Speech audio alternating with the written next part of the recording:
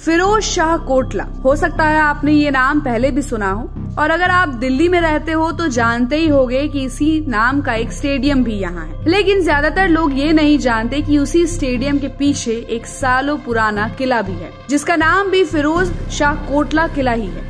इस खंडहर हो चुके किले की बात करें तो कई लोग कहते हैं कि ये भूतिया किला है, लेकिन कई लोग मानते हैं कि इस किले में ऐसे जिन्नों का बसेरा है जो आपके जीवन में चल रहे किसी भी दुख को दूर करने और किसी भी तरह की इच्छा को पूरा करने में आपकी मदद कर सकते हैं। इस किले के दोनों तरफ से ही उस समय में यमुना बहती थी।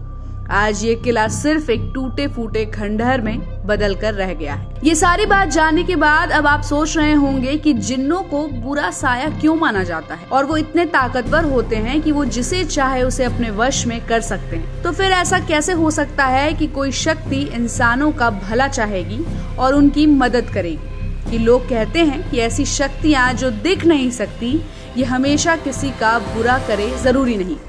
इनमें से कुछ अच्छी भी होती हैं जो वाकई में लोगों की मदद करती है। हालांकि इस किले में जिन वाकई में मौजूद हैं, पर इस बात का कोई असल प्रमाण तो नहीं।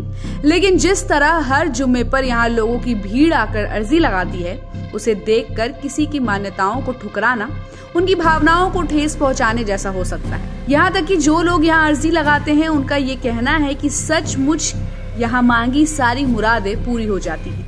तो आइए जानते हैं कि कब और कैसे शुरू हुई थी जिन्नों की चिट्ठियां लिखने की ये कहानी, और इसमें किस हद तक सच्चाई छिपी है। तुगलक सल्तनत के बादशाह फिरोज शाह तुगलक ने अपने चाचा मोहम्मद बिन तुगलक से राजगद्दी छीनकर सन 1354 में फिरोज शाह कोटला किले को बनवाया था। लगभग इसी साल में बादशाह ने फिरोजाबाद नाम का शहर भी बनवाया था, जिसे आज दिल्ली का 5वां शहर भी कहा जाता है। इस किले के अंदर एक बावली और मस्जिद भी बनवाई गई। तुगलक ने खास तौर पर इस किले को यमुना नदी के दोनों किनारों पर बनवाया था। इस किले को ऐसे बनवाने की सबसे बड़ी वजह ये थी कि तुगलकाबाद में स्थित किले में पानी की बहुत कमी थी। ये सोचकर कि यहाँ ऐसा ना रहे, इसके दोनों तरफ पानी का स्रोत रखवाया गया।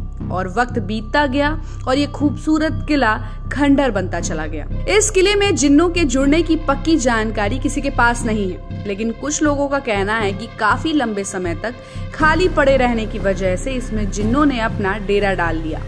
लेकिन कई रिपोर्ट्स की माने तो इमरजेंसी के टाइम पर सन 1977 में लोगों का इस किले में आना जाना शुरू हो गया था। बताया जाता है कि इन्हीं दिनों में फिरोज शाह कोटला में लड्डू शाह नाम के बाबा रहने लगे और उन्होंने अपने शागिर्दों को यहाँ के जिन्नों की शक्तियों के बारे में बताया, जो वो यहाँ रहकर महसूस कर रहे थे। उन्होंने सभी को कहा कि ये जिन सबकी इच्छाएं पूरी करते हैं, जिसके बाद जो लोग ऐसी बातों में विश्वास करते थे वो अपनी परेशानियों का हल ढूंढने यहाँ आने लगे। इस किले में एक सबसे ज्यादा चर्चित जिन है लाट वाले बाबा, जिन्हें बाकी सारे जिन्नों के मुखिया कहा जाता है। यहाँ आने वाले लोग बताते हैं कि वो इस किले में मौजूद 13 मीटर के पत्थर से बने मीनारे जरीन में रहते थे। इस मीनार के आसपास रेलिंग लगी है। लोग इस मीनार को इस उम्मीद से छूने की कोशिश करते हैं कि उनकी इच्छाएं पूरी हो जाएंगी। कहा जाता है कि जिन हजारों सालों तक जी सकते हैं और इंसानों की तरह एक परिवार चला सकते हैं। अगर आप कभी फिरोज शाह कोटला किले में जाते हैं तो आप देखेंगे कि वहाँ नीचे की ओर कुछ कमरे बने हैं। साल 2020 में कोरोना के बाद इन कमरों को बंद कर दिया गया था, लेकिन पहले लोग इन कमरों में चिराग जलाकर चिट्ठियों पर अपनी इच्छाएं लिखकर वहां रख जाते थे। यहाँ आने वाले स्त्री और पुरुषों के लिए अलग से नियम बने हैं। ज्यादा इत्र लगाकर यहाँ जाना मना है और कहा जाता है कि जिन्नों का उन महिलाओं की तरफ ज्यादा झुकाव होता है जिनके लंबे और घने बाल हो।